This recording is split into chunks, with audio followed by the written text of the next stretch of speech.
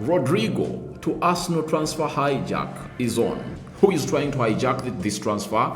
We're obviously gonna be letting you know, and what my thoughts are about it. Why am I feeling skeptical about this? I'm like, something fishy is all about this, and Arsenal fans, you'll enjoy this video till we obviously come to an end. Now, Claudio Echeverri at Man City, where is he gonna be playing next? Looks like Man City have gonna have to make up their mind that they don't want him at City because he's not obviously gonna be getting in ample playing time to see to it that everything goes on as well. And Mitrovic, Alexandra, who left the Premier League and went to the side known as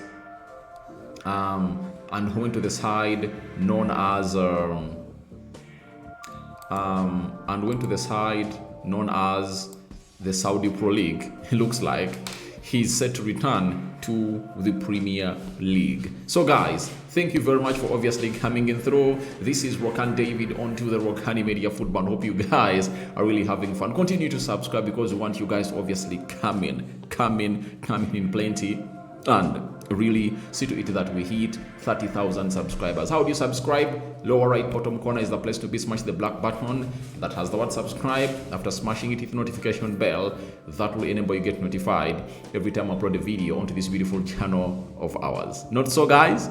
So let's obviously get started in here, and let's start it off with the Rodrygo story. The Rodrygo story in particular is really turning, all twisting around every other day that really passes by. And the latest now is that there is a club that is interested in signing Rodrygo. And by the way, on the list of clubs that have been really interested in Rodrygo, this guy or this team hasn't been part. Liverpool, Arsenal, Man City, Manchester United, which other team? PSG.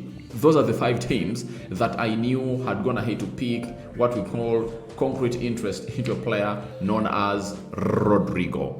But right now, this side that is a London club is also really wanting to sign the player known as Rodrygo into the mix, and I'm like, oh my God, let's watch the space and see how this will obviously come to an end and who will obviously win the race. Remember, Arsenal is one of those teams that is hugely interested in signing Rodrygo, and we know the reason. Andy Bartha was in Atletico Madrid, and he really watched this guy closely every time he really played in the La Liga, especially in the Madrid derby, as Real Madrid versus the team that he was acting as the director of football, that is none other than Atletico Madrid. Now, we have a story coming in through from Marca. Marca is really that direct source of information for Real Madrid, and they've gone ahead to use it for years to obviously reveal or break the news to the public. And we've been told by Marca that Tottenham Hotspur have made an offer to Real Madrid for forward Rodrygo. Several intermediaries have contacted Real Madrid in recent weeks, and Spurs have already raised a price for the Brazilian. Now, this is where we have to ask ourselves, how has Tottenham Hotspur gone ahead to really just come and really make an offer without even having a hint of a club known as Spurs talking to Rodrygo? Because before you make an offer, you have to first convince the player. The player has to first give you green light that he wants to join you. You understand? But I'm shocked that that Spurs have gone ahead to put in an offer. And have they been working this under the carpet? That is the huge question that we have to obviously wait for and see what your thoughts are about it. Because if you hear what people are really saying about this, it looks like a lot of work has been being worked on behind the carpet. But how come on Rodrygo, one of the biggest signings of Spurs this season, it happens, yet it never happened to Mohamed Kudus and this other guy of Nottingham that really went ahead to really get back after Spurs had breached the terms and conditions of really signing a player, that is Gibbs White. You understand? I think Spurs would have gone ahead to see to it that they are so much in the news for a Rodrygo deal because it means a lot. into them making a lot of noise. You understand? And they would have gone ahead to say that, however much Mbeumo rejected us, but we've gone ahead to get him a different high profile of a player in the names of Rodrygo. And this is why I tell you that when you look at Spurs and Madrid and how close they've gone ahead to be, I'm insinuating that there is a plot by these two sides, because all the teams that are showing interest in Rodrygo have gone ahead to go quiet onto the player. And what do you do if you're Real Madrid? You obviously use a team that you know you've gone ahead to do business with it. Daniel Levy, the chairman of Spurs, and the president of Real Madrid are really close. I tell you what, they are very, very close buddies, and I know they can obviously try to do the needful to obviously put Rodrygo in the market. Now, what is their trick? With putting up this story that Spurs have gone ahead to make an offer to Real Madrid for Rodrygo, obviously it will raise the eyebrows of Arsenal, Liverpool, PSG, Bayern Munich, Chelsea, and so on and so forth, that maybe the player could obviously be going to Chelsea. And where does this help Real Madrid? It helps Real Madrid because they want to sell the player ASAP. They want to sell the player immediately. You went because they want to reinforce their squad and obviously get in more and more money to get a replacement, because at the back of their mind they know that Rodrygo is not in the plans of the manager, that is Xabi Alonso. He is not in the plans of Xabi Alonso, not for any second. Not for any second. You understand? And what has gone ahead to obviously be put out there is that Spurs has gone ahead to put in an offer to see to it that they get these other interested parties, PSG, Bayern Munich, and so on and so forth. You understand? So for me, it's not a shocker for me. I think that's the plot that Madrid and Spurs are really working on. And don't be shocked after another team comes in front and takes Rodrygo and Spurs gets a player on loan from Real Madrid, the likes of, is it Juan Garcia and so on and so forth, because they have very many players that they're really willing to loan. So don't be shocked when that comes to pass. Don't really be shocked, because that will obviously have been the plan of Real Madrid, and they're really behind it together. They are in this together, you know. And I don't see Rodrygo going to a team known as Real Madrid. I don't see that happen, you know. Let's be realistic. How can a Rodrygo not go to an Arsenal, Liverpool, PSG, Bayern Munich, a Chelsea, and obviously opt to go to a side known as Tottenham Hotspur? No way. No way. I think his agent, I think his father, can obviously do better in such circumstances of a player like Rodrygo. So for me, I'm really waiting. I'm keeping my eyes hugely open to see where this guy is obviously going to be playing next. And that is Rodrygo. All I know is this is a plot. I stand to be corrected at the end of the summer transfer window. You know, this guy going to Spurs, Rodrygo going to Spurs. Oh my God. You know, why am I so much clinging on to this? Because of the bond they've gone ahead to have. You know, Van der Vaart crossed from Real Madrid to Spurs. I think Woodgate either crossed from Spurs to Madrid. I think Madrid to Spurs, because he was at Middlesbrough and went to Real Madrid. You understand? Then they've gone ahead to sell Luka Modric to Real Madrid. They sold Gareth Bale to Real Madrid, and Madrid have gone ahead to get their player known as Sergio Reguilon and sold him to Spurs. You understand? Then Madrid is also interested in Romero, you know. So a lot combines these two together, and I know a deal can really be struck. To say to it that they put out a story like this in the media to obviously put Arsenal onto the panic, because Arsenal hasn't gone ahead to put in a bid for Ebelechi Eze. And we thought that this week, the bid of Ebelechi Eze would have already gone ahead to go in.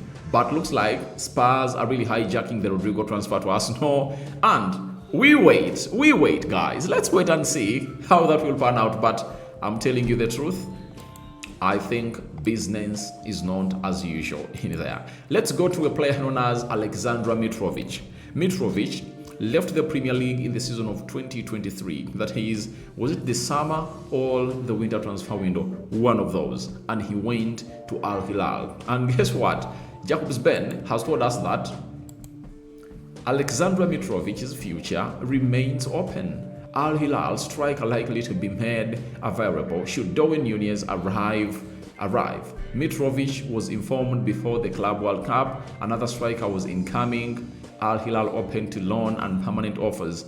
Multiple Premier League clubs monitoring the situation. Now, I think Mitrovic is really doing what he's supposed to be doing. At the age of 30, you can't be an understudy for a player who hasn't even gone ahead to hit 25 years of age. That is Darwin Núñez. You understand? So, by so doing, all you have to really look into is he comes in through here. He's obviously going to be the first choice center forward at Al Hilal. And where does it leave me as Mitrovic, who is really planning hard to be part of the World Cup team of Serbia come next year? So, by so doing, he's like, I should leave this club. And good enough, Al Hilal is willing to obviously loan this player or really sell him on a permanent. Very many Premier League clubs have gone ahead, obviously come out and really put in huge interest to obviously sign the player known as Mitrovic. And they've not gone ahead to be listed, that is it, but very many, 5 are really very many. And if he uses the word multiple, that means there are even more than many into this particular aspect of the transfer window. But Mitrovic has been really doing well in what we call the Saudi Pro League, His first season of 2023-2024, 28 games, he scored 28 goals and 5 assists. That is 33 goal involvements. This season or the previous season, he played 23 games, scored 19 goals and put in 2 assists. Now, if I'm Mitrovic, I would be looking in for a bigger challenge. But you have to ask yourself, do these teams really want to obviously see Mitrovic coming through and obviously play for them? That is the huge question that we are obviously waiting to hear an answer gotten very soon. Because for Mitrovic, he's 30, but he's a Premier League proven striker. And I don't see Man City going in for him because they have Mamosh and Erling Haaland. I don't see Man United going in for him because they're going to get in Sesko and Rasmus Højlund. I don't see Chelsea going in for him because they have Liam Delap and João Pedro. I don't see Arsenal going in for him because they have Kai Havertz and Victor Gyökeres, not forgetting Gabriel Jesus into the mix. Newcastle maybe, because even if you get another striker and you lost Isak to the side of Liverpool, then you are left with one, meaning that you have to get into, and they're going to be playing in 4 tournaments. That is the Champions League, Premier League, FA Cup and Carabao Cup. So that means Mitrovic might be one of those that Newcastle will look at. And remember, the owners of Newcastle are Saudis, meaning that Saudi Pro League, Mitrovic best can easily cross to Newcastle on loan as Newcastle looks out for a solution for a second striker come next summer. But the question is, does Mitrovic want to come out and really tussle it out as a second or an understudy? I think he wants to go to a club where he's obviously going to be given priority, first priority to obviously get into the club. So Mitrovic, we wait and see where they're going to be playing next. But if I talk Mitrovic, I would look at teams like Juventus, AC Milan, and so on and so forth. Such teams that really need center forwards that would obviously get me back to where he's supposed to be. But he's a very good striker, very, very, very good striker, and I know he has a very good height. His aerial prowess is really unquestioned and undoubted. hold up play, link up play. He's energetic and he's clinical. That is it. If you're a defender, he's that center forward that you wouldn't obviously want to face. I think he really made a very bad decision for me to go to the Saudi Pro League when he was 27 years of age. I think he would have gone ahead to look at big clubs in the Premier League. I think that would have gone ahead to make better sense for this player. So we are waiting to see how things will pan out for Mitrovic. But all in all, he's a good striker and we might see him bless the Premier League once again. That is it. So let's go to Claudio Echeverri. Echeverri is one of those players I really love a lot. If you've been on this channel, ever since he was playing the World Cup, was it for under 17? I was really moved by what this lad went ahead obviously put out onto the field of play. And when he came to Man City in the FIFA Club World Cup, he really did a lot to see to it that all goes on well as planned. You know, he went ahead to see to it that all goes on well as planned. And the manager of Man City, known as Pep Guardiola, has gone ahead to obviously evaluate this guy, and he never obviously came up with a plan. He came up with a plan of this player not ready to play for Man City, and he feels like at his age he needs to get in more minutes in his legs to obviously reach the City level. You know, it's not that his talent is not elite. It's elite, but when you look at the position where he plays, there are very many players that cannot outcompete. Central attacking midfield, you have Reinders, Ryan Cherky. He can't beat any of those, though.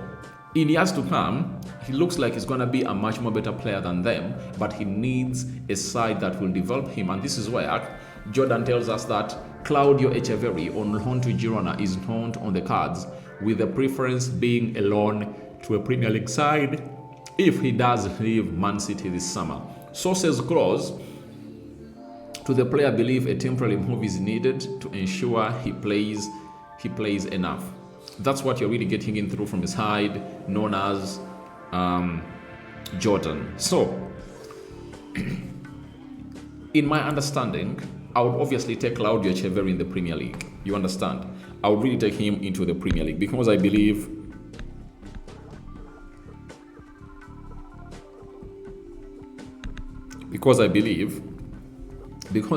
he's one of those players that can really thrive in teams like Brighton. If I'm Brighton, I take Claudio Echeverri.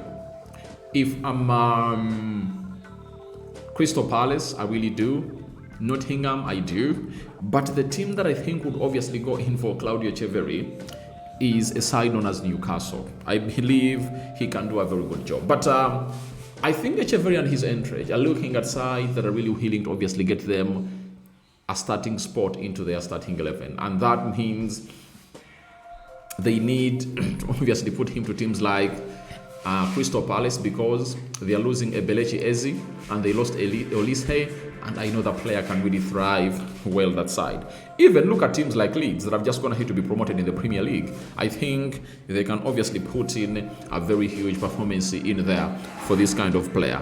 So we wait to see how things are really going to be panning out for Claudio Echeverri, but I believe in the player. I love him, and wherever he's going to be going, I'll be watching him. I prefer him to stay in the Premier League because he needs his body to get used to the physicality of the Premier League, and he is being molded to play in the Premier League. And why would he obviously be put out to a different club or to a different league altogether when the Premier League is giving him a chance? I tell you, teams are there in the Premier League that can obviously give him a very huge chance to start. Bournemouth can, Everton can, West Ham can, Fulham can. By the way, I think he should go to Fulham. Let's wait and see how that pans out. You understand? So guys, thank you very much for watching through. Rokani David is my name. I call upon for your reactions into the comment section about Rodrygo to Arsenal transfer hijack. What do you make about it? You understand? Secondly, what are your thoughts about Claudio Echeverri, and where do you think should he be loaned? Should he be loaned in the Premier League or outside in the Premier League? Then, your thoughts about Mitrovic returning to the Premier League. Do you think it's a wise move for him to return to the Premier League, as 5 teams, all multiple clubs in the Premier League, have gone ahead and obviously line up to obviously get him, as he really paves way for Darwin Nunez? We sign out. Bye-bye.